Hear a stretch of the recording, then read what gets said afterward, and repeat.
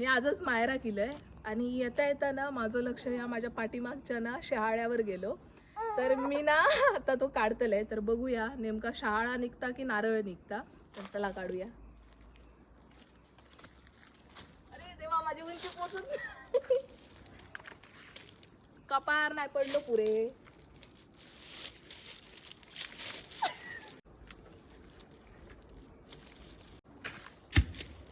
पडलो बाबा एकदाचो. नारळा वाजता शेळा वाजत नाही ना. आता मी या फोडून बघतोय, जर शहाळा निघाला तर मी खातलोय, जर नारळ निघालो तर आम्ही याचा मस्त सार करतलो, कारण ओल्या खोबऱ्याचा सार खूप मस्त होता. तर आता बघूया नारळ निघता की शहाळा. चला, आपलं नारळ सोलून झालो, तर आता आपण फोडून बघूया.